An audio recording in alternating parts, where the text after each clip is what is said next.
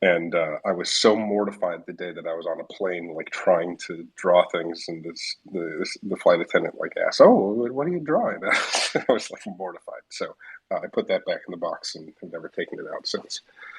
But I paint in gouache for the most part, and as threesomes, I paint on vintage baseball cards, like actual baseball cards. So the stuff that any of you will see for the first time, many of you, it's actual baseball card sized baseball cards, and I physically paint on them, and then I take pictures on my iPhone and I put them on the blockchain. So, um, but I've I got a year under my belt now as threesomes, and we've been doing everything on Tezos for the most part. I mean, I've had ETH drops sporadically, and but nothing to the extent that we do on Tez. And we do it on Tez because it's a gasless network, which allows for all sorts of crazy transactions, high volume transactions that we run in the project, where there's a lot of moving stuff around and burning and collecting huge quantities of things. So it's very typical that some of my bigger collectors will buy, 1,000 or 3,000 or 5,000 editions of a given piece to use their utility over the seasons that those cards play out. And so by being on Tezos, it means that I've sort of had free reign to just mint as I see fit and run through a lot. So I think we did 211 or so mints last year on Tezos.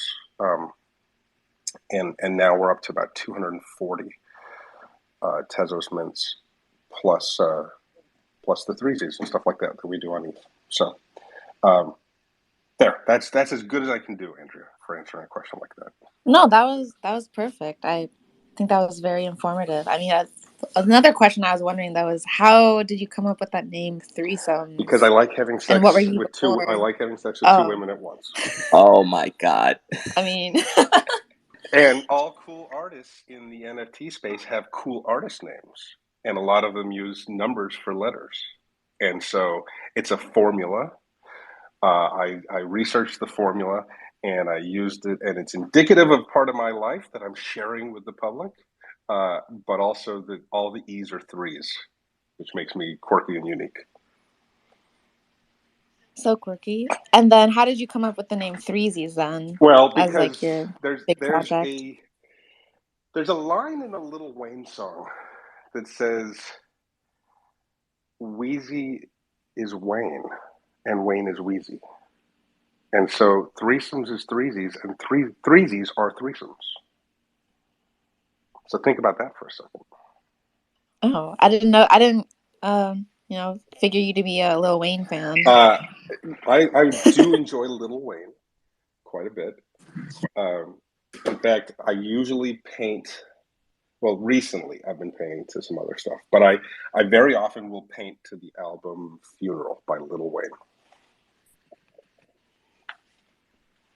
That's a goodie. It is a goodie. I love that album.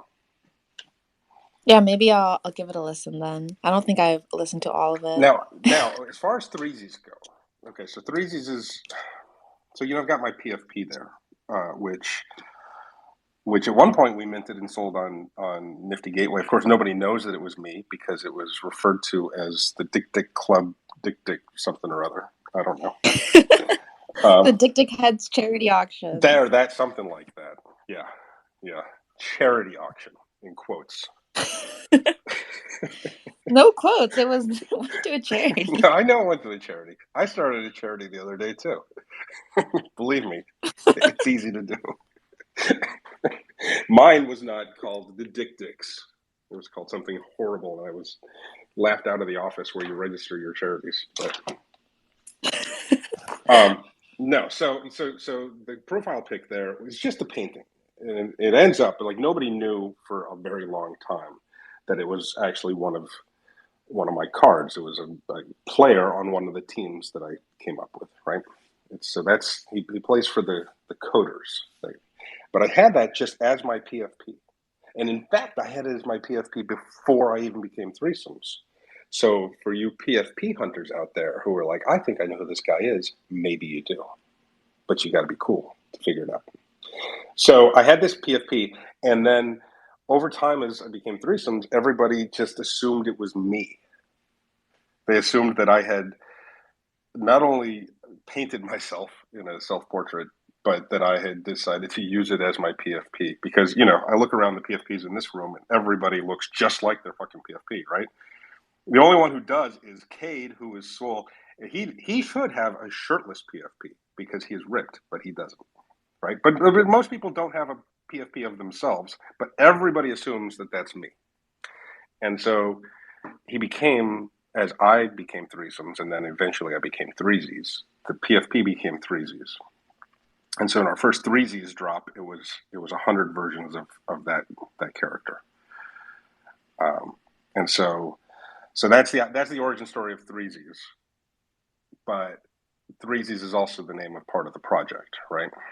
Which is we can get into that, but I'd probably leave it for questions down the road. It's very complex. There we go. I answered the question about threesies. No, that's perfect. I mean, I didn't expect any other different answer.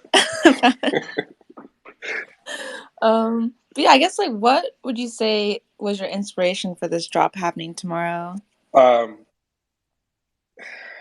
Jesus, Andrew, that's a good question. Look, my inspiration was that I found out about NFTs, and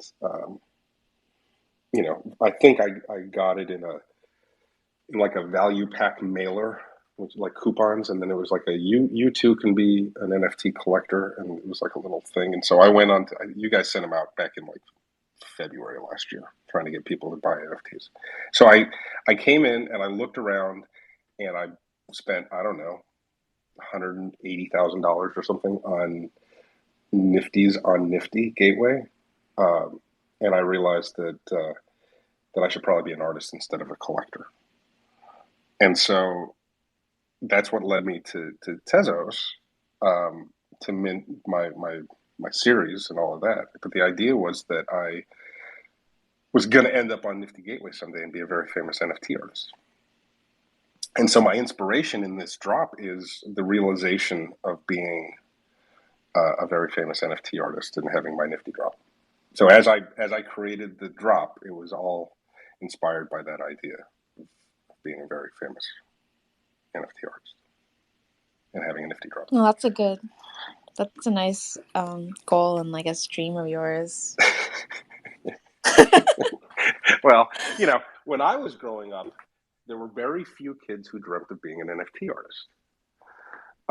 Yeah, that was like what 117 years ago. It was a while ago, yeah. But now I walk down the street and they come up, Mister, how do I become a famous NFT artist? So now it's just commonplace. But for growing up as a kid, I was the weird one. Would you? Oh, go ahead, Nahom. You don't look a day over 30. I don't, right? I get that all the time. All the time. No, seriously. I rarely am pegged for my actual age. Yeah, I'm on the same boat there. Yeah. No, you look young. I do look young. Certainly look. No, not you. I certainly do look younger. Thank you. I appreciate that. Thank you. I'm just being honest. Would you rather me lie to you, Andrea? But yeah, Threesome, who would you say? I mean, you told us why you were inspired to be an NFT artist, but are there any other artists in the space that inspire you? There's one particular artist. Oh no, I don't look up to him. But there's one particular artist that inspires me every fucking day, and that would be Pac. I'm inspired every day by Pac, not to be an evil,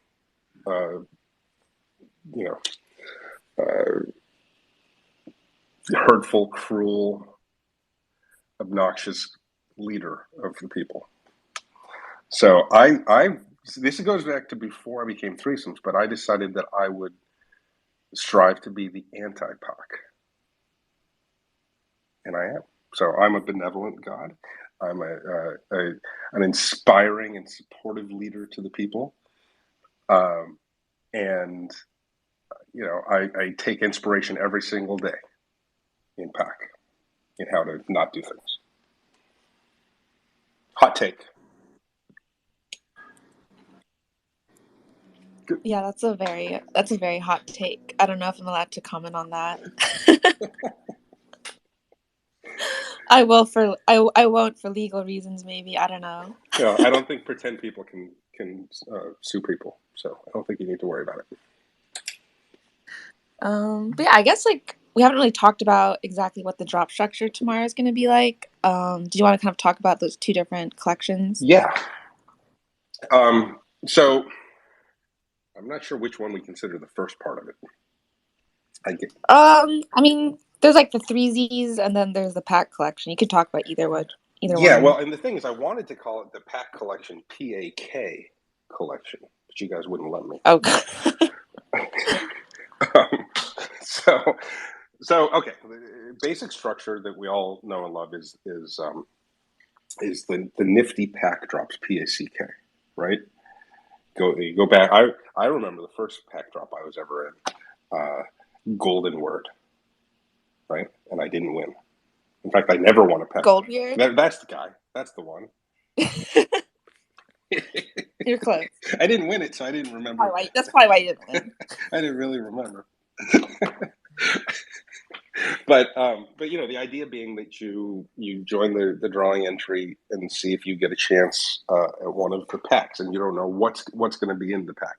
Well, they have different rarities to them and the whole bit. So I'm dropping 9 pieces that are part of. I do a lot of chases and a lot of series collections and things like that. So these are a part of a new series. I guess I can reveal what they are without revealing the images, right? That's the one thing that this is the new thing for me with the Nifty drop is that everybody gets to see what it is they're buying, because that's not how I do things. In the grotto and the way I do all of my drops, you have to say you want it, and you have to win the drawing, and you have to pay me before you even get to see what it is. So this is a whole new thing where tomorrow or whenever the page gets built, people will be able to see these pieces that are in the packs. It's a whole new thing. Very uncomfortable with it, but nothing we can do about it at this point.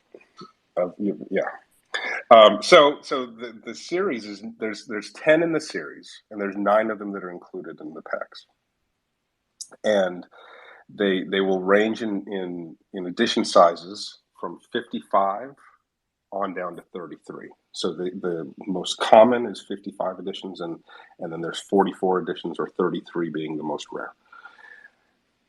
Collectors will need to get all 9 of them in order to receive the 10th, and we're putting that at 3 weeks out. You get 3 weeks to build your little series, okay? And the packs will cost $333 a pack. You get 1 in each pack, and you need all 9 of them to complete it. The series is called the Nifty Gateway All Stars. Okay, and so is that a hint at what the pieces look like? I'll even tell you what I just won't show it to you, right? But the idea being that these are 10. It's 9 artists in the pack plus a 10th one who's the award, right? But these are 10 of the all-star artists that have had drops. All of them, I think, have had multiple drops on Nifty Gateway. So these are artists, and the majority of them play for the team of the NFTs, which is one of the teams in my universe, I guess you call it. But they play for the NFTs.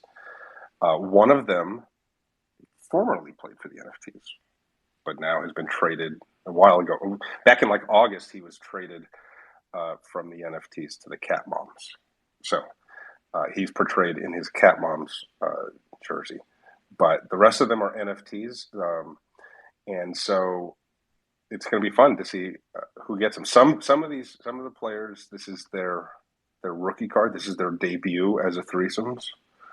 Others have had, other ones, multiples maybe. So, but you got to collect all 9 to get the 10th one. And then the second part of the drop is my threesies drop. So this is the second threesies drop in history. The first one we did in January, on January 6th. This is a little complicated, but basically it's my take on the NFT collectible project. Not necessarily PFP, but if we look down here, like okay, Chris Truman has one. Let's see, let's scroll real quick. Maybe Chris is the only one who's rocking his threesies PFP today. But some people do use them as PFPs. They're not really built to be. Like if you notice, even Chris's is like cropped out. But the idea is it's the same as your typical Bored Apes or Mad Rabbits or Dead Fellas or whatever, where it's a layered traits or characteristics that are quote, if it's a Bored Ape, they're quote unquote randomly assigned and then combined together to become your ape, right? It's the same thing for threesies, where there's a number of traits which are going to be transactionally and algorithmically determined, and then will be generative in the sense that we have no control over what traits are going to be assigned to the pieces. But the difference is that I don't make any of the assets ahead of time. Okay, so all my stuff is 100% hand painted, but for threesies, what we do is we wait until the transactions happen. Jolby, my dev, and I have an algorithm that then takes the transactional information of a given purchase and then determines the traits. Now, the traits come from all my other paintings. There's 240 paintings that are not threesies out there, right? So we take the traits of those particular pieces, and then I'm told by the transaction which of those traits will end up on the pieces. So for the first 100, I do them in drops of 100. But the first 100 back in January, I think the lowest amount of traits that were generated was 5, and the high, or maybe 6, either 5 or 6, and the highest was 13. But 100 one-of-ones come out of it, right? I then hand paint each one of them,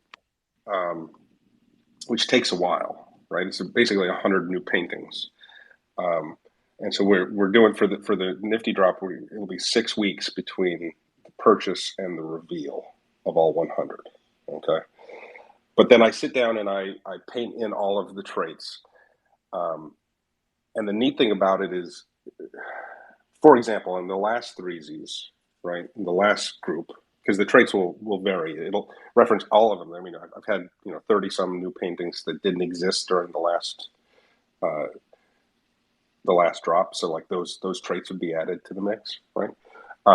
But for example, Dad to Be is one of my favorite paintings, and it's a series that portrays the same player 3 different ways as he's having his picture taken. He's a pregnant dad to be, and he's in 2 different uniforms, and then the last one is sort of his Vanity Fair cover where he's naked and belly out in all of his paternal glory, right? So naked dad was one of the traits. In the 100, 3 of the naked dads came out, right? So I painted each of the dads differently because they based on things they were holding. One of them was holding a cat, one just had a baseball bat, and another had I think 2 cats maybe, I don't really remember. But the idea being that the way you pose and hold yourself when you're holding different things, or the way that maybe the combination of traits play out, it would be shown differently if you had a different sort of hat or a mask or something like that than if you didn't, right? So what it allows me to do is sort of shuffle up and reassign the way the traits are portrayed because they're each individually painted. Okay, so that's the nuts and bolts of it are these 100 pieces.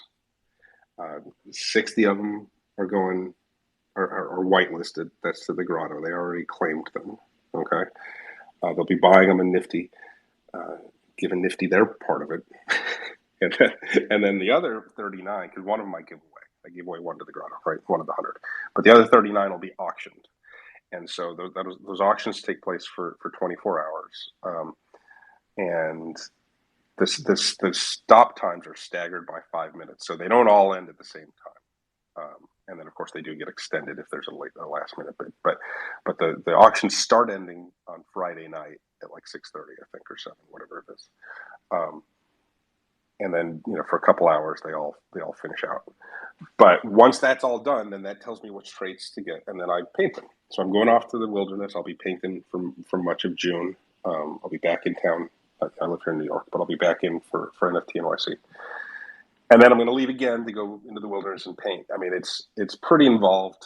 The threesies, the first round took about 6 to 8 hours each. Some longer. Okay, it's a little different than my normal pieces take 12 to 20 hours, right? But it's a little different because there's a little more repetition to these. But it'll take me a while to paint them all out. So once they're painted out, they get revealed. Everybody gets their threesies with all their traits, and this is just like a typical collectible. Like you can go see on OpenSea. You can see the original 100 under threesies, or looks rare, or wherever you want to go. But they have the traits and the percentage of traits and the whole bit, right? So that's the first phase of it, is that I create them that way. But the second phase, and what comes afterwards, is that you can. There's two actions that a holder can take, other than just holding, right? But they can either decide to burn the actual NFT for the actual physical. So that's a 1-for-1. You own a threesies, you burn it, it goes away, and I give you the actual physical painting that I made originally. Okay. Or you can burn away traits. And so in my world, we have an awful lot of utilities. I don't sell my pieces to the public very often anymore. They're all earned through utility plays. Whether you're holding, or you're redeeming, or you're burning, or combining them into a recipe, or whatever it is. And so each of these traits that'll play out in the threesies, they correspond to different utilities. Some are announced, some will be announced in the future. All threesomes have future utility. So even if something gets used in August, doesn't mean that can never be used again. It's just that particular usage is done, right? But all of the traits, like I said, the big one from last time had 13 different traits on it, right? Well, that's got 13 pieces of utility to it, which a holder can decide to use them. They would then burn away that piece. And our process allows for it to be replaced by a placeholder. You'll see that when anybody that buys these threesies tomorrow and Friday, you'll get a placeholder piece. You would get your placeholder back, and then I physically go in. So, for example, on the last one, there were a lot of Cardinali, Roman Catholic Cardinali, is one of the teams in my universe, right? And so there were Cardinali hats and capes and necklaces and stuff. Right now, we're in the midst of an event where they can trade in their old Cardinali cards. They burn them down, and then we defrock the Cardinali. We show what happened after the Cardinal got kicked out of the Catholic Church. They have to do that in groups of 3, but if you have a threesies, you only have to do 1 trade, right? So there's like super powers to these utilities. So if somebody were to trade in threesies that had a Cardinali trait, I would then literally I work in gouache, so it's water soluble, or I can paint over it, either way. But I'll go in and alter the actual physical painting, remove that trait, okay, then remint that piece. The holder gets the revised piece, which now doesn't have the Cardinali trait in its traits, and also physically the painting has been changed, right? And so they get that. So you can kind of redeem parts of a piece as you go along, and take away the utility. You're giving up the utility and altering the physical piece itself, the actual painting. And so not only do we start with it where I have zero to do with creating the piece other than the actual painting, but I'm not conceiving of the layout, right? The same thing goes as the collector decides to use those utilities. They're selectively picking what pieces to remove from the painting, and then I go in and make the alteration. So during the run of threesies, there's 9 total drops, right? This is going to be the second one. But throughout the 9 drops, there'll be a number of chances where you can either burn completely to take your entire physical painting, okay? And like I said, anytime it gets changed, it gets altered. I changed the painting. Same thing goes. You could theoretically take away a trait or 2 traits and then decide to claim it. So you could customize it by saying, okay, well, I don't want those traits on it. So I would then go in and paint them out. And then you take a claim. So anytime during this event, and the event runs to the end of the 9th drop, you can claim your physical piece. And I don't sell physical, so it's the only way that you get a chance to get them for the time being. But you can also just hold them for the future utility. All threesomes have future utility. So even after something like that plays out, like after we defrock the Cardinale traits will still have some indeterminate utility. So Wait, so when someone burns all their traits to redeem the physical, are you also like going to be getting rid of all the traits it's of gone. that card? That NFT disappears. So when they are claiming the physical, they're giving up all future utility, right?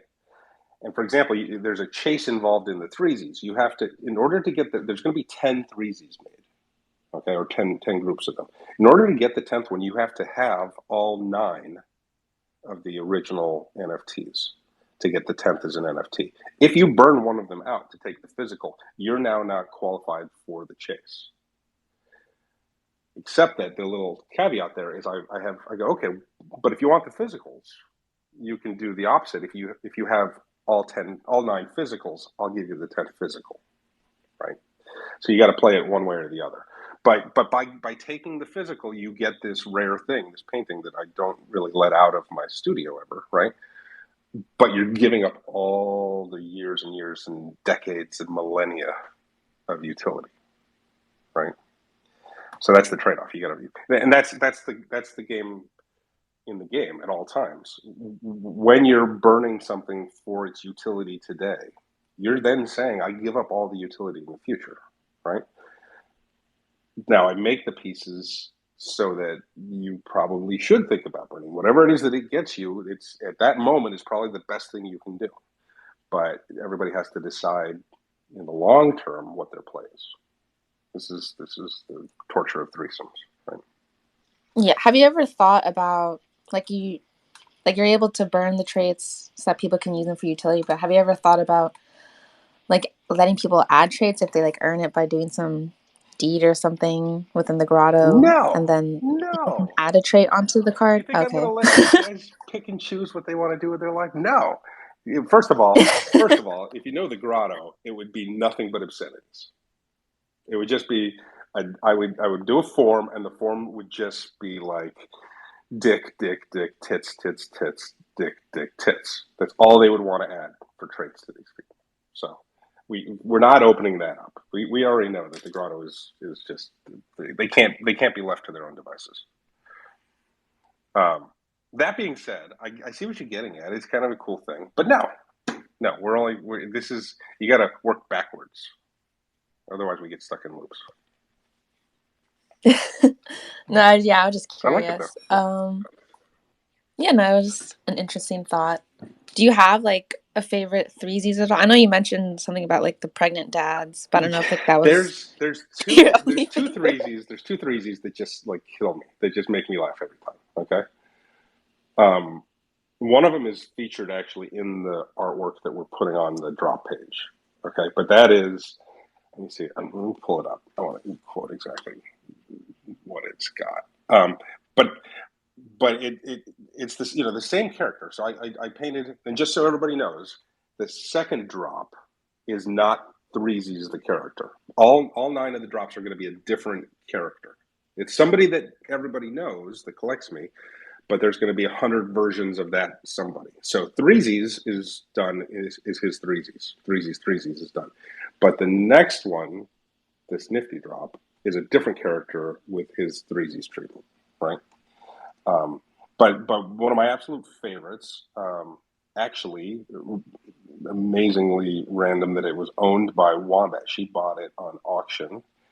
And it's got, I'm looking at it here. So he's wearing a Cat Mom's jersey, but I painted him very, very sweaty. And so he's like sweated through the jersey. And he's like glistening and dripping in sweat. He's holding the award from NFT NYC for best non-digital artist. He's got a stoner necklace on, which is the classic necklace worn by every middle-aged stoner of like some sort of jade and leather combination. He's wearing the glasses from Dad to Be.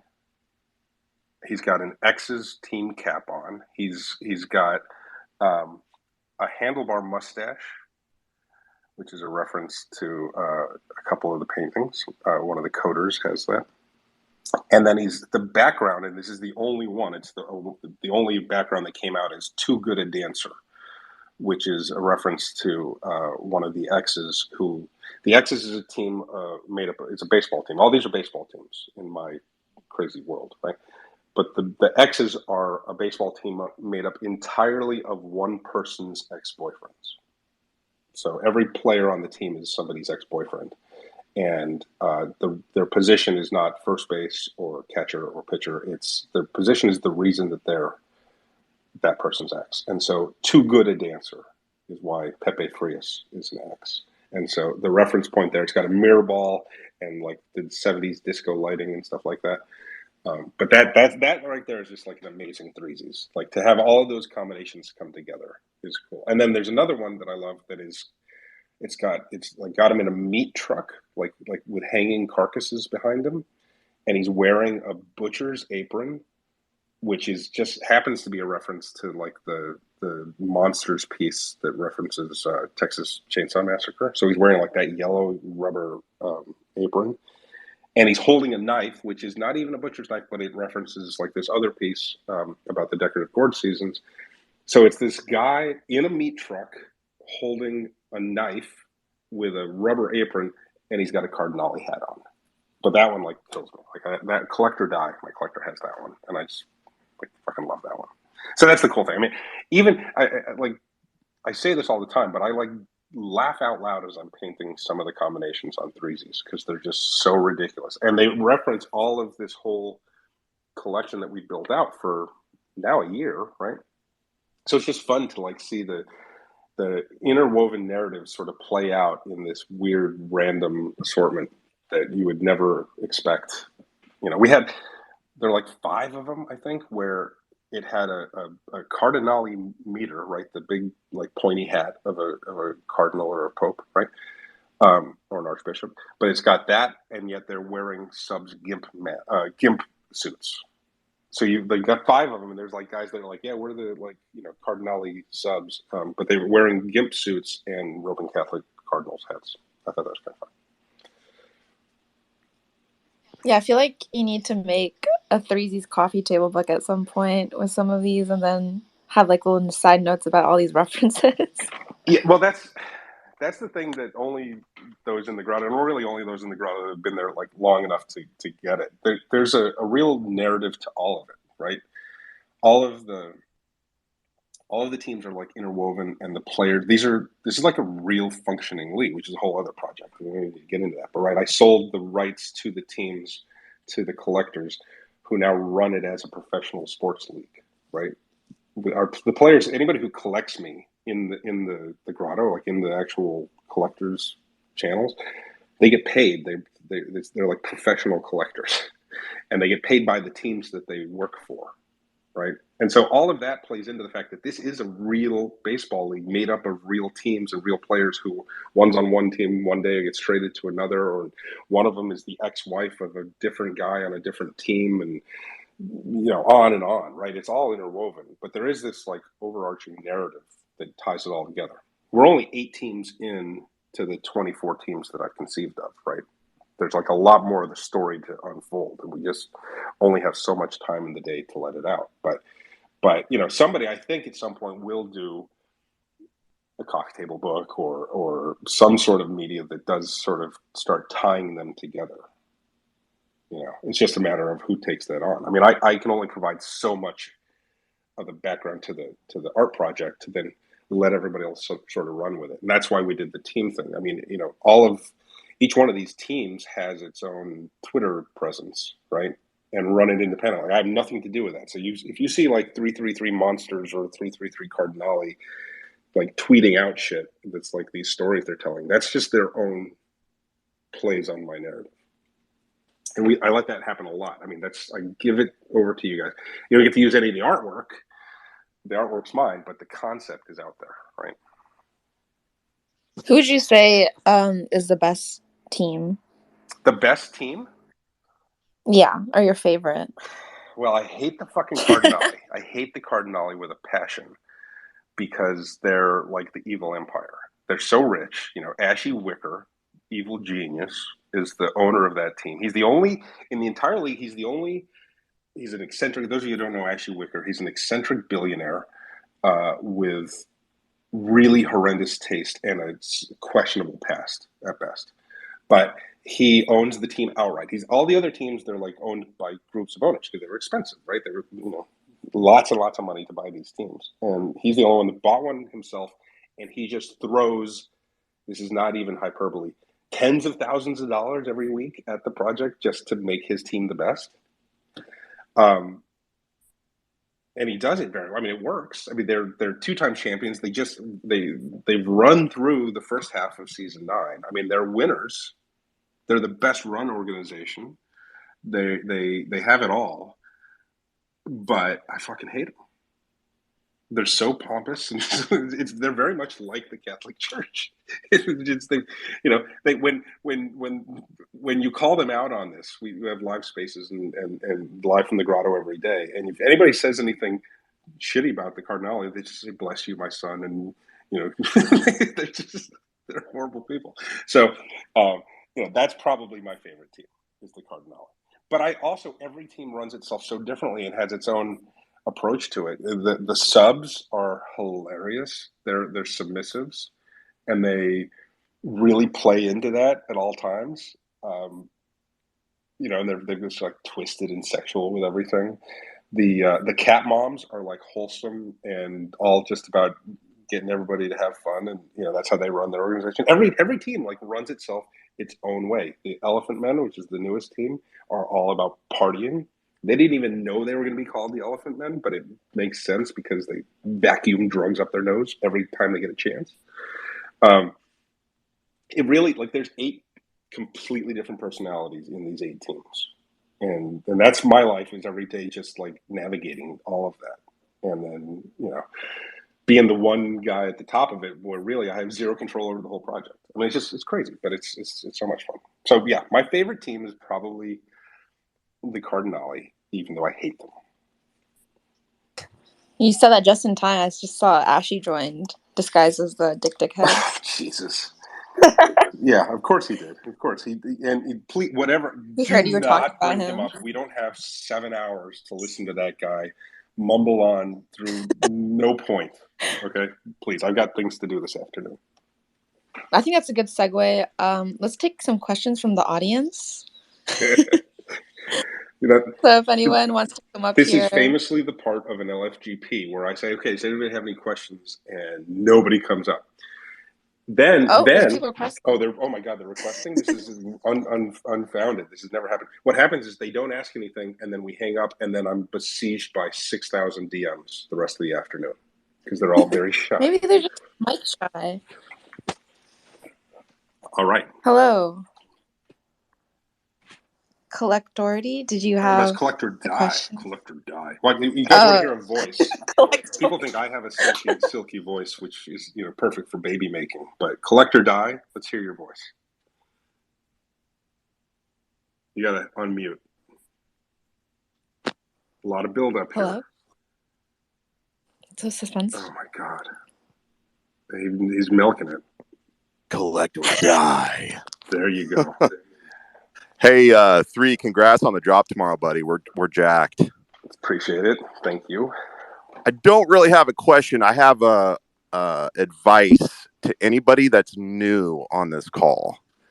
If you have not experienced a 3 drop, I highly recommend you at least grab a pack tomorrow and start to figure out what's cooking at the grotto, because it's incredible. 3 is running the best game in the NFT space.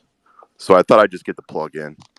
Well, we'll take it. I appreciate that. I mean, and he's right. I mean, you've got to start. I hate that now we're becoming like used car salesmen, but you got to have a piece to like get it and to figure it out. Every piece has future utility. There'll be a time where whatever you buy either becomes, if you're into like the speculative play, it certainly will become worth more than it is at some point, because people will need it. There will be a time where those who don't have it want it, right? But if you do have it, what it unlocks and what it sort of brings you into, we just have the most goddamn fun. I mean, as a collector community, there's nothing like this, where we just hang as true friends. I mean, I met more than a third of the grotto, like in real life, in person. We have a lot of in real life events. And there's a reason that we are drawn to each other. I mean, we just are overall a really great bunch of people that I'm happy to call my friends. And so there's a real atmosphere to it. If you're into like that idea of NFT community, I mean, it's there, but you don't get to do much if you don't have a piece. You need to have at least a piece of the collection to come in and be a part of all of that. So he's right. I mean, you just grab something and come on in. But it's also not for everyone. So don't grab one if it's like you don't like complexity and you don't like engagement and stuff like that. It's not the sort of thing where you just buy one and then go away and then come back later and say when Lambo. So When Lambo? Yeah, the when Lambo shit doesn't That's fly. for utility? Yeah, no when Lambo. Yeah, thanks for coming up, Collector Die. Frisco players, did you have anything you want to say? Hey, good morning from San Francisco. So I just got on this space, but I love baseball, and I'm looking at this. And does this collection have anything to do with baseball? That's a great question, actually, because it has everything to do with baseball and nothing to do with baseball, right? It doesn't require any understanding of the game of baseball to be like heavily involved in it. I mean, we've got a huge contingent of Indonesians that collect. Indo Grotto is big. They own a team. They're like a big part of it, and they don't have the slightest concept of the game or care to. We're about 50-50 with American-based players and international players. My collectors are about 50% out of the U.S. It is. There's a lot of talk of baseball in the sense of these are baseball teams, okay? They're actual baseball cards. I actually paint on actual vintage baseball cards. Most of them from the 60s and 70s, some from the 80s, right? I have some painted earlier than that. They just haven't made their way into things, right? But I'm a former ball player. I spent much of my life as a baseball obsessive, and yet I don't like the game at all. I don't follow it. I have zero interaction with it outside of my own baseball league that we've created. I don't care who's playing or what's happening in that world. I don't even like watching the game anymore. And yet I love the old game. I love watching old. I'll sit down and watch, like 1972 World Series game or something happily, right? But that being said, it's, everybody that's dropping in this drop tomorrow plays for a baseball team called the NFTs. Okay. They play positions. There's first baseman, a couple of pitchers, there's outfielder, but none of that really matters.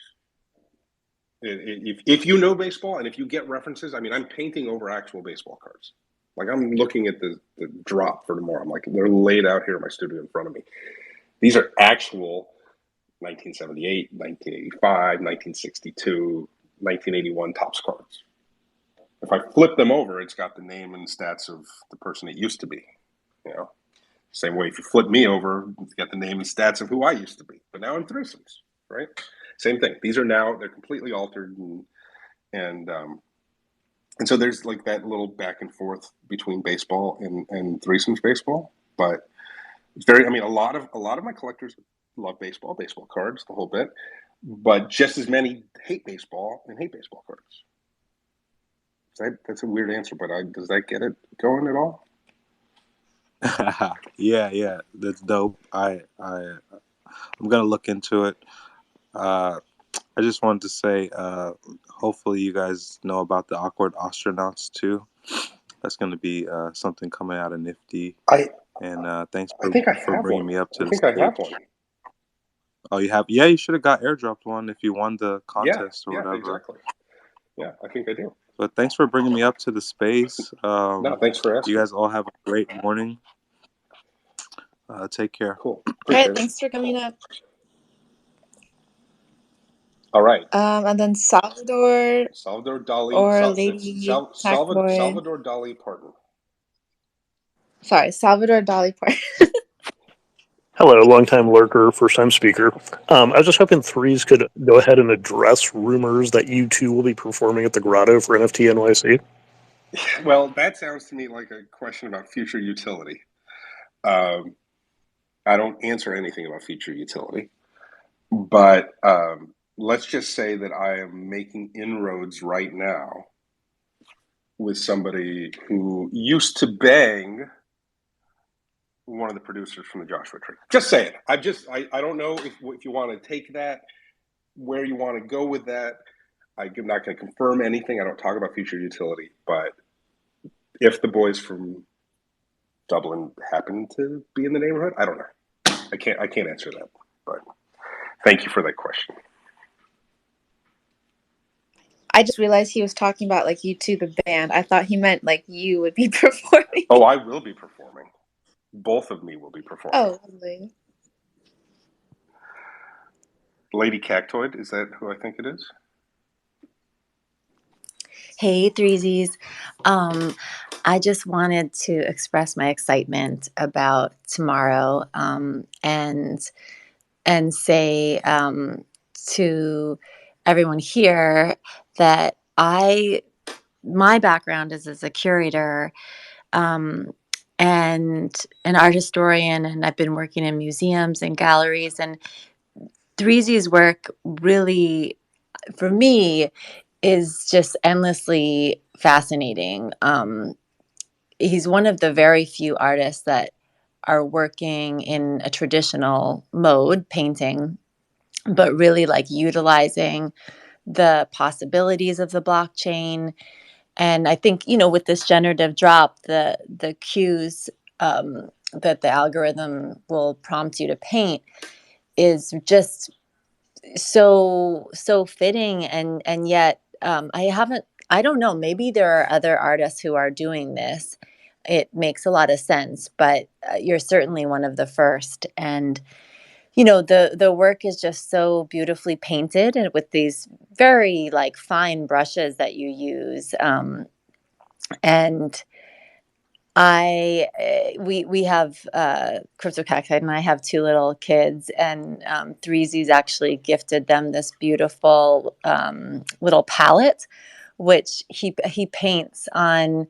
He uses the baseball cards in addition as palettes, little paint palettes, and it's just like this exquisite object with all the different pigments that you used for whatever you were painting that week. And anyway, I'm just really excited about seeing this whole project evolve. I'm not like a big baseball person, but I do actually really love baseball cards just as objects. And anyway, I'm just very excited about it. Happy that it's happening tomorrow, and see you all in the grotto. Well, thank you very much, Lady Cactoid. It's very flattering, very, very touching that you said that. It's somebody like Lady Cactoid to me is like the pinnacle of interaction that we get as NFT artists, that take interest in the community and build that out and get to meet all these amazing people that we collect with. I mean, I don't think that Lady Cactoid and I would have crossed paths in my normal pre-threesomes life, right? I don't have an art background. I don't have any schooling in it. I just sort of was compelled to start messing around in this, and had no idea what I was doing to begin with. But quickly started taking it very seriously as a conceptual project and something that I wanted to sort of pursue. NFTs are the only thing that made that possible for me to get it in front of a public that might have some interest in it on a large scale. To go from nothing, tomorrow's the year since the first Stop Pigeon 001 dropped, but in that year to have gotten my pieces in front of so many people in such a diverse set, it's a testament to what this space can do, and this space is populated by amazing people like Lady Cactoid who understand both elements of it, from the artistic and conceptual to the technological, right? And so for me to have people out there who just through the project, through my stuff being made available on the blockchain, to find it and find me and then have those conversations, I get to do stuff like that every day. But it's something that I really feel has been made possible by the NFT space. And so thank you again for coming up and saying those things. It means a lot. And it was neat. I got to take the two little ones, the two little cactoids, some of my palettes. And one of them immediately took and started painting from the palette, which I love, making their own. So it's, they're just paint. Yeah, that's cool. All right. Threesome subs are you up here? Can we? We'd like to. Yes, please speak. So that Lady Cactoid, I think, made the perfect segue. And there is going to be a question at the end, but the project captures so many amazing aspects and elements. Of course, the beautiful and interesting art, the just insane utility and mechanics that go into it, which I think is always a wonderful surprise to all of us and keeps everybody engaged at the highest order. And then ultimately the community. And that's, I guess, where my question comes from is, like, what has it been like creating and cultivating the grotto, and what has that meant to you? Because I know for a lot of us, it is just a refuge from the disasters of reality and some place that we can go to just be our very degenerate selves. And I'm just like kind of curious what your take on its inception and growth to where we are now is. Well, Albuquerque. Sorry. Is that did you use your safe word there? I had to. You make me laugh every time, but that's actually it's a good question. The grotto, which is the community, right? The Threesomes Grotto is it's anybody who's in it.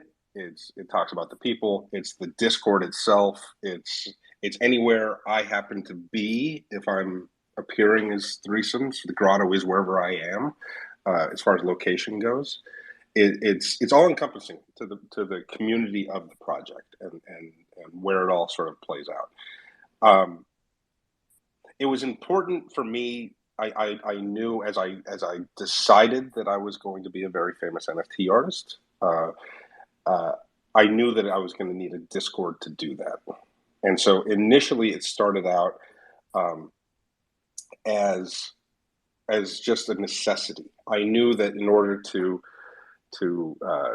unveil and work through a project, you needed to have the Discord. Now, I knew that mine was going to be fairly complex, and so I knew that we needed to have a place to talk about like what they are and how they work, right? And so I needed the setting for that to be there. I wanted it to have a certain feel. I wanted it to. It's the grotto originally is based on like a '70s cocktail lounge. Okay, the concept of the grotto is like that dark place with leather and red candles and the whole bit where you just hang and sort of a throwback to a different time. So all of that was sort of put together because I felt it was necessary to give the setting for the project. But what I wasn't prepared for, as much as I meticulously planned most of the project, right, was the type of people and the group of people who would come in and fill the grotto and celebrate the project and make it even more than it could have ever been just conceptually for me, right? And it's, we started it a couple weeks after the first drop, right? So I think like June 12th or something like that was when I opened the doors to the Discord. I talk about it often in the grotto. I mean, we talk you have to understand, the grotto, I probably do like 4.5 to 6 hours a week live where we're just talking in the grotto and then I'm friends now with quite a few of them, like intimate close friends, right? We see each other at events and we travel together and we get together as often as we can. But when I talk to them, I talk about that first time, which was the first day of NFT NYC last year, November 1st, where I met any of them as the grotto, right? I went to a Slime Sunday event once and met two guys, but that was not my event, right? That was the first ever appearance as threesomes. But for it to be, I said, okay, we're gonna have some events. We're gonna invite people in. We're gonna come on in to New York and sort of hang out. And so 16 collectors came that first time, November 1st. They started coming in, and I talk about it all the time that I was terrified, almost canceling it in the days leading up to it, because I thought, I'm not going to like these people. They're going to be broy and shitty and just talk about money because the project had appreciated so much, and they're not going to be cool, and they're not going to be the sort of person I'll hang with. I was like really nervous about it, and then one by one, I started meeting them. Texan Juventino, who's Salvador Dali Pardon, right? And Lucha Abracadaver and Chris Truman and one by one, they just started coming in. And it was like maybe the next day or the third day in where I realized, oh my fucking God, these are like going to be friends of mine for a long time.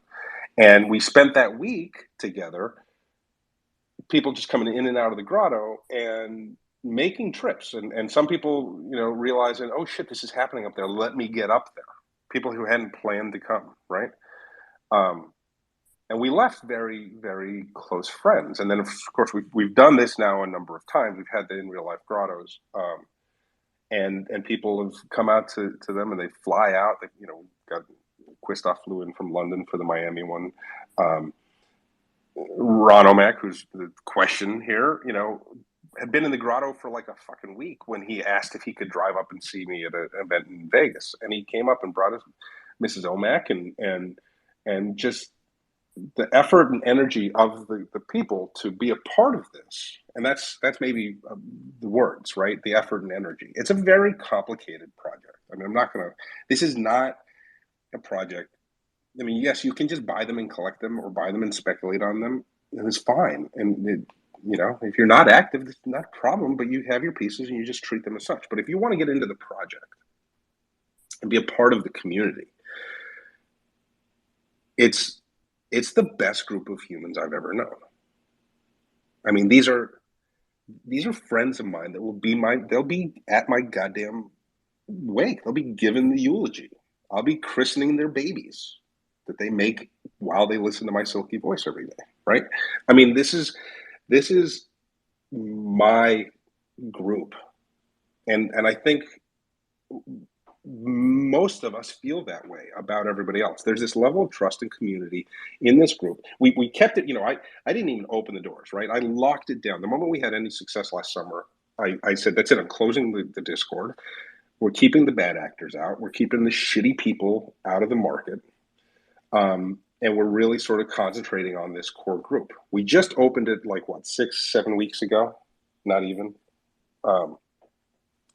And we sort of partitioned it. So you can't, if you just come in, like Discord's open and you can come in, but you don't really have access to the inner sanctum until we like vet you and you sort of make your way in. Because at this point, there's 170 of us on the inside that any one of them is welcome to show up in my apartment right now and move in with me if they need, right? I know that if I ever needed something, I could ask them. And the same goes between themselves. We don't do a middleman trading. We're, I tell the story of Tex where I hit him up one day. I'm like, hey, I need to borrow your ape real quick for this thing. And he just sent me a $360,000 ape. And then I used it and then I sent it back. And that's like what we do. There's any transaction taken part of with a Grotto member, you just do it with not a second thought. There's no community like that. I mean, we send tens or hundreds of thousands of dollars worth of stuff to each other all the time without even blinking. It's the best group of people I've known in my life. And I've had a great life and I've done a lot of cool things. But to have it play out like that in the project was unexpected and, sort of the pinnacle of my life, for lack of a better term. To put together a community as strong as this around a goofy project that's just been kicking around in my head since I was 9 years old. It really is the culmination of everything I've done. So it means a lot. It means so much to the Grotto to have this drop. We got to this point of this drop on Nifty entirely grassroots, entirely clandestinely off the grid, off the radar, just sort of by our own inner workings. And so we celebrate this drop tomorrow as a group because it's the first time we get to show off like all this cool stuff we do. And nobody's going to buy it except the Grotto. It's a shitty time in the market. It's a I'm not asking cheap prices. I'm not giving the stuff away. And that's okay. But you're going to see what happens with the Grotto when the Grotto sells out a pretty major drop on Nifty, and none of you have ever heard of it. So it's our celebration. It's our coming out party. And there's no better group of people in my life that I could imagine doing it with. Does that answer your question, Threesome Subs? That was beautiful. Dummy. So like crying. So yeah, we do. There's they say there's no crying in baseball. Well, there's a lot of crying in the Grotto. There's a lot of crying.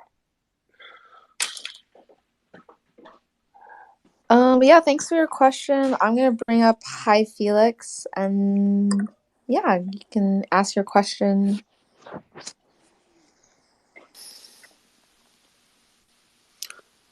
Hello there. Hey, how are you? I'm hanging in there. Thanks for asking. And I'm a digital artist. I get paid freelance videography. But like looking into the NFT world, it seems like most of the people there are really for like business and not necessarily the art. And I may be wrong, but is it worth for someone like me to even try to go into that when I see that the majority of the market seem more like stockholders than people? And I know the art world's always been like that, but well, look, you're right. It's the right take. Okay, it's exclusionary. Success on the NFT level is pretty rare and hard to come by, and pretty much delegated to a select group who already sort of brought in by the powers that be to make them successful. But it's possible. I mean, I'm not to be Horatio Alger here and like talk about all the opportunity, and if you put a little hard work in, you can get it. It's still fucking complicated and tough, but there's nowhere else. There's no other process that allows you to get your art into a position where if community is found and built around it, you'll have people looking at it. You can put it out there in ways that were only hinted at with social media, right? You get people that became stars on YouTube or Instagram or what have you, but they weren't really making any money at it. If you have something that clicks and that there's people around it, you can put it into a marketplace that generates some money. Now, I would highly suggest you do that on Tezos to start, or any other gasless chain, because you can afford it. It costs you pennies to put it out there. But you can be the greatest fucking artist in the world. But if you don't build the community around it, the people that want to buy and collect it and trade it and what have you, then it doesn't matter. So I'll say that NFTs are going to give you the space to do it and the ability to put it out in front of many, many, many people. But the hard work comes in you building out the community and finding the people that it resonates with and bringing them together and justifying it. Most of the artists I see don't justify the dollars spent on something that could be right-click saved for free. But those that do, can make it into a very sustainable and viable lifestyle. So that becomes the question for you is, it's one thing to be able to make the art, and now you've got the way to get it out in front of people, but are you going to put in the legwork to make that happen? That's mainly through social media and creating community and all of that. But you're right to say it looks stacked against you, but I'm going to sit here and tell you that a year ago today, I still had not sold a single piece of art in my life by any stretch, and nobody knew who the fuck I was. I had 12 Twitter followers. I had 60-some Instagram followers, and I'd slept with most of them. I slept with all of the 12 Twitter followers, including I Need Beer and Tom Yu. But no, it can happen. It's just a lot of goddamn work.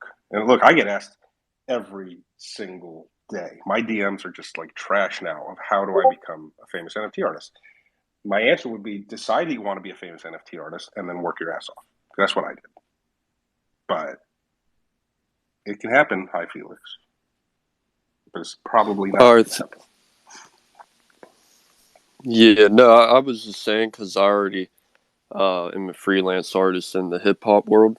Perfect. And yeah, so I appreciate the advice. Thank you. No, definitely, dude. And the key is to don't spend the money on minting and stuff like that. Go to a gasless chain to get yourself started. Don't spend a few $100s to get your stuff out there. You don't need to spend that amount of effort to tell people about it. All right. Good luck, man. Mm-hmm. Thank you. All right, Clip Dad. Is that Threesome? What's going on? How's it going? Congrats. Going well. No, thank you. Appreciate it. We've never spoken. I've seen you before, but we haven't talked. So We've spoken a couple times actually on we this did. I'm Twitter sorry. Spaces. Yeah, but no, that's okay. No worries. No, if it was on Twitter Spaces, I don't pay attention. That's trash. That's true. We've definitely messaged back and forth because I've asked you for advice a couple times, but yeah, it's I just want to let people know that basically I was around on Tezos a couple months, not too much before threesomes, but I watched somebody come into the space that literally started I saw it happen almost in real time because I like this thing that came out 20 years ago called baseball card vandals, which is basically these two guys from New York City used to draw they draw Mortal Kombat characters on baseball cards, and I think you mentioned in a message that you were familiar with them, but what you do is way different because you do gouache painting on baseball cards, and you have a different style. They go more the PG route. You go hard R, you know what I mean, on your stuff. It's R rated, to say the least. But I watched you just kind of figure out, and because it was on Tezos, it was hella impressive because you literally came in with that grotto, and I was in the grotto in the beginning, but I have the utility cards, which I love. I'm never selling those, but and then. Yeah, and so I have the Joan of Arc and the Frozen Carbone and cards, and I love those. I get offers on those. I'm not accepting them. But the thing is, it was difficult for me to tell at first what you were doing, and I'd say about a month into that, just being in that Discord, just kind of hanging out as somebody I'd kind of not had a lot of Tez at the time, but but then I started to notice it was just the community was just they became rabid, and at that time you weren't. I don't think you were vocal so much, like, or at least as the threesomes, like baseball card painter, gouache painter, like that. Your character, you had kind of a character, and that character was just kind of like this, almost like gigolo, like kind of divorce dude, kind of like your ex's like cards, like you were one of those guys, you know what I mean? But like he's like free now, so he's kind of like he's whatever. Yeah, but it was not nasty or like mean or anything. It was all like good natured. It was just like fun. It's just like a comic-y kind of character, and correct me if I'm overstating anything or anything like that, but it was just a real. Well, no, Yeah. you're spot on. You're spot on, and I have to say that now that I hear you talking, I recognize you absolutely with that fucking accent. So, Oh, thanks, Tracy. Thanks. Yeah, it was just for me that became a model, right? And whenever anybody, and this was before Bored Apes had like the serum, which there's no questioning. Yuga Labs like wrote an awesome book on NFT utility. Like, forget about the value of it, just the utility of the stuff and the stuff that it provides. The token gating and all that stuff was unbelievable. But you were kind of doing that first before any of these other people were doing it, and you're running that through your Discord.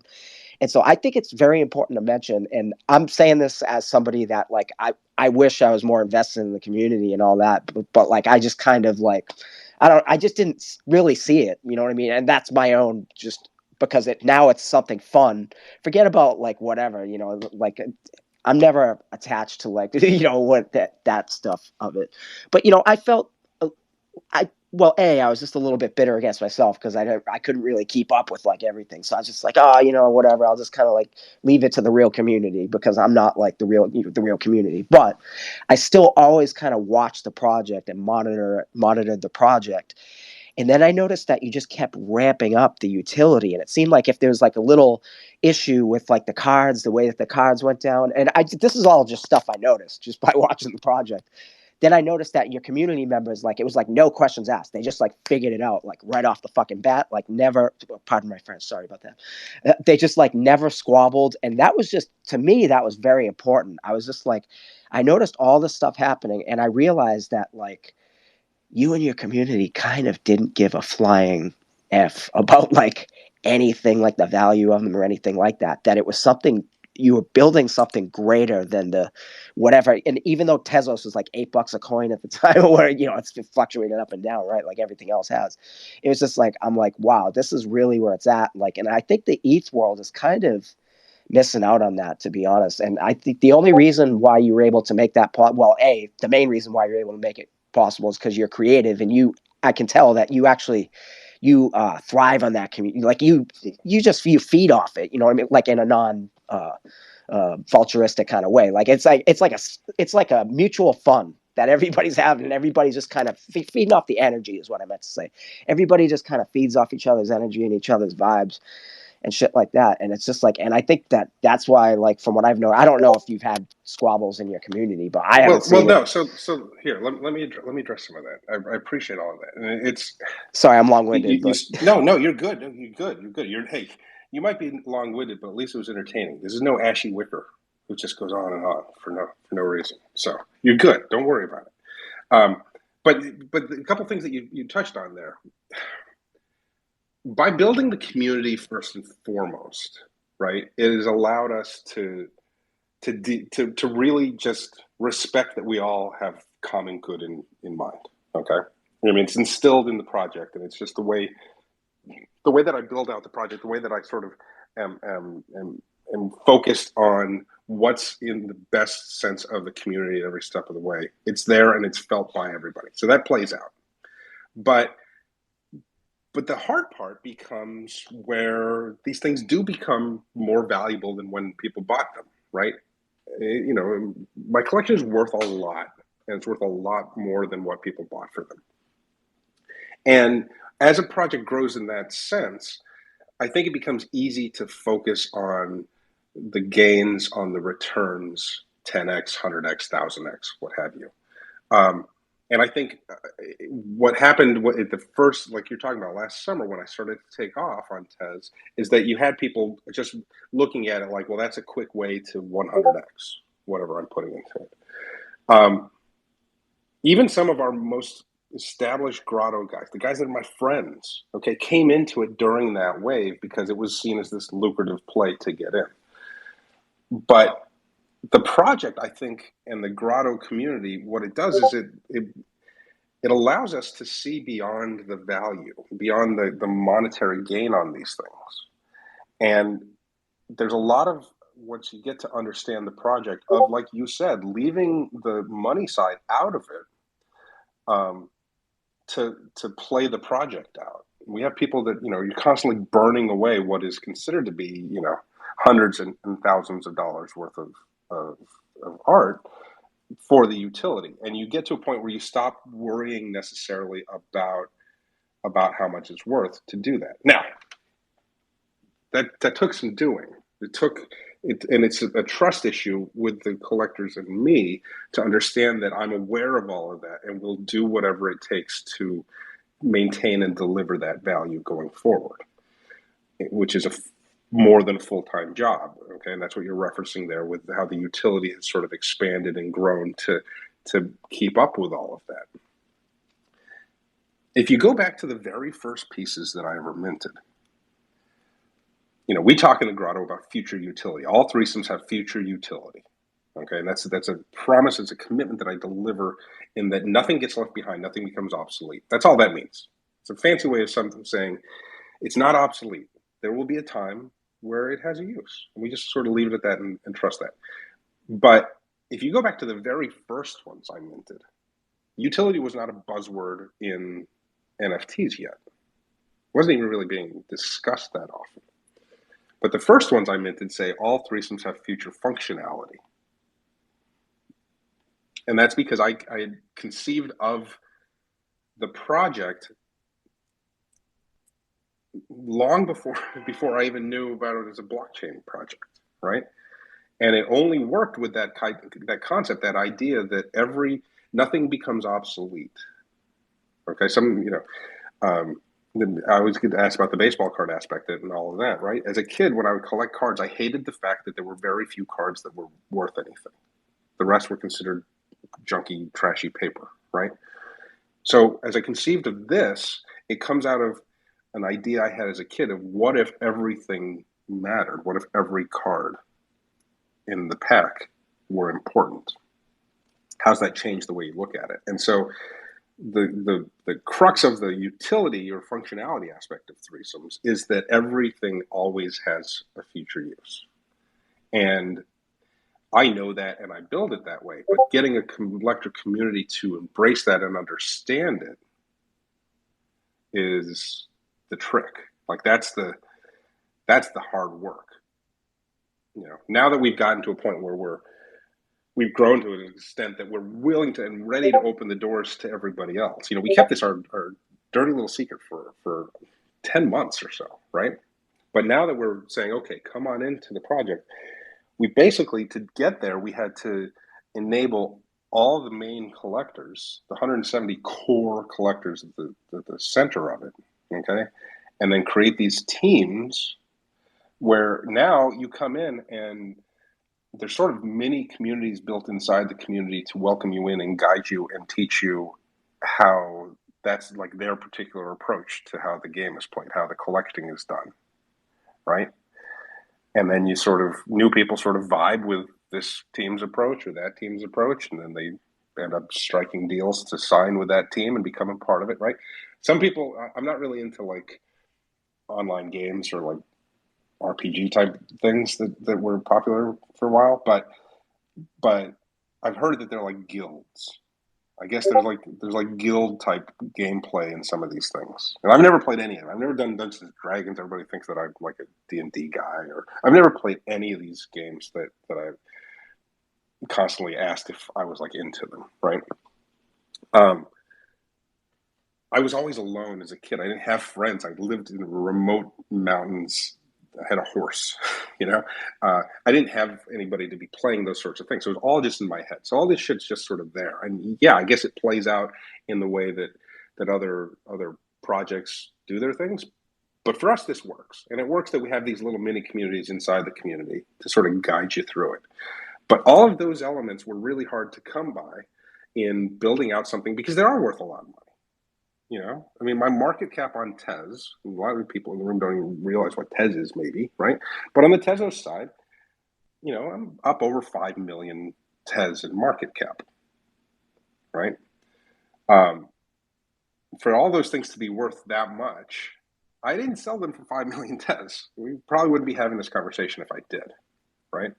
It grew to that, and it grows continuously. I mean, I'm up. The market cap is up 300% since the beginning of this bear run here 6 weeks ago, right? We're having a good time, but we're doing it because we've got a collector community who has come to understand it doesn't fucking matter how much these things are worth. They're worth even more to be a part of the project. And that took us months to get there. And speaking to other creators in the room, you as a creator have to put the work in to fostering that and understanding that by making that commitment, you're tripling or quadrupling or quintupling the amount of work you need to put into the project then going forward. Is to maintain all this shit and truly balance out a market-driven, market growth sort of project, but to do it where the focus isn't just how much are we worth today. That's why we don't say that when Lambo shit, when moon nonsense in the grotto. It's not that it's not allowed. It's just you would never do that. You wouldn't want to embarrass yourself in front of everybody else, right? We just like the project and like each other. But it's a long road to get there. So I took your long-winded question and I made it into a long-winded answer, so we're even. But thank you. Clip that. That's all good, man. That's all good. Well, keep up the great work, and I just wanted to add that point that as far as I'm concerned, in this entire space, because nobody could really afford to do that, and like nobody on ETH the way that you did that, and certainly you wouldn't want to impose that cost upon anybody. Wouldn't want to impose that cost upon their community. So my hat's off to you because you figured it out on Tezos, which was, costing you like pennies basically to do all this cool shit, and you figured it No, I out think before anybody else. I appreciate that. And I do want to say that it's important that for anybody new to the project and looking at this drop, most of the transactional stuff that we do will still be done on Tez. I've slowly moved into some ETH stuff because initially collectors said they wanted it. They wanted ETH presence. That was the initial idea, right? But B, it opens some eyes to things that we're doing on the other side that are only possible if we can sort of cross-chain it, right? And so understand that if you come in through the Nifty stuff, you're going to end up transacting a lot of things on the Tez side. That's just the way the project is built, and it's important to play that way. And so, there will become a time where you'll be asked to set up a Tez wallet and to play along as you go deeper. Okay, I got a team owner. He's a partial owner of one of the teams who doesn't even do the Tez. He just won't do it. He's an ETH maxi, and that's what he does. He keeps it all in ETH. So he only owns ETH pieces of mine, but he transacts in the world of Tez. He just doesn't, right? So that's possible. You can be just an ETH maxi and stay on one side. But the idea is we don't even think of it as Tez versus ETH unless we're having a conversation in mixed company like this, right?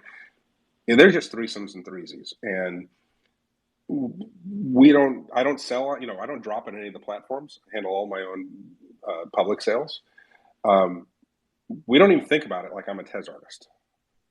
I've got a successful, as far as like an actual artist, not a collectible, it's me and fucking John over there. And that's it. But we don't even think of me as a Tezos artist. I'm just threesomes. And eventually, as you collect me and you come into it, you just come to feel like, I'm just collecting threesomes. So, anyway, thank you for letting me talk so much. You got anything else for us, Andrea? I think we can wrap it up there. Just like as a reminder to everyone listening in, Threesome's debut Nifty Gateway drop is tomorrow. It starts at 6:30 p.m. Eastern Standard Time. Did you have any last minute words you wanted to say? Otherwise, we can wrap it up here. As much as it pains me to say it, the Nifty crew has been great. We think of you as this evil group of people who are keeping all the little guys out. It's not the case at all, and you've done a great job at making me feel at home. I like the fact that I think I'm the first artist ever to bring exclusively my contract, not a manifold contract over. Am I right about that? Yeah, like one of the first, yeah. One of the first. I think I'm the first. But yeah, certainly. But yeah, we're running our own contract. Shout out Cactoids. But yeah, we're doing that on the threesies, which was important. It was a sticking point in our back and forth about all of this. But it's you guys have been great, and thank you for hosting this. And I don't know, I might have to bring you in next week because normally these sons of bitches won't ask me any questions. So I appreciate that we actually got some interaction. Putting that on you guys though. Yeah, you're welcome. When do we know when the drop page is going to go live? Because it'll be live later this afternoon. I'll send it to you once it's live. I guess I can post it in the Grotto first before you post it on Twitter. Oh God! The last thing we need is the Nifty Gateway stooge coming into the Grotto to check on us. What? They love me in there. All right. Well, thank you to everybody for showing up and spending so much of your day with us. Especially to all you new kids. Please hang out with us. We do this every Wednesday, and then come into the Grotto. The Grotto doors are open. As long as you're cool, you get to stay. So. Thank you to everybody. Appreciate all the interest in all of this. It's going to be fun, and the drop tomorrow, the pack drop. I was saying this to one of my collectors and friends yesterday. I said, you know what?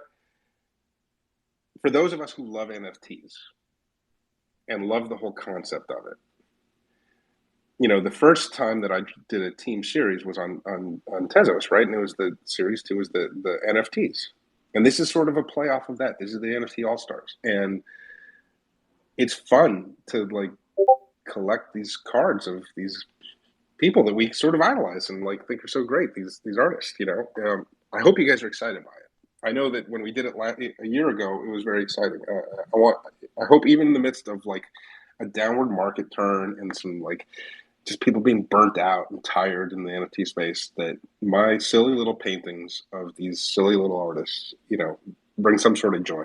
And it's funny. I mean, I hope that you understand that it's just a fun concept, this whole thing. So that's what I'm trying to capture in the pack drop. But I hope you guys like them.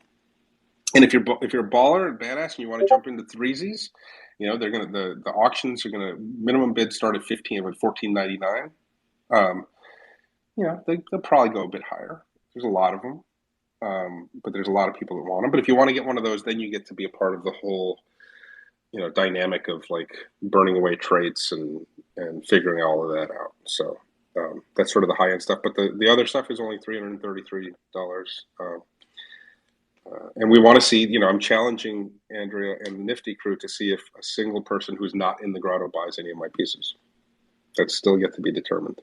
But we'll see. So anyway, I'm done. If you guys are done, let's close it. All right, everyone, have a good rest of your day. Bye. Thanks again, threesomes.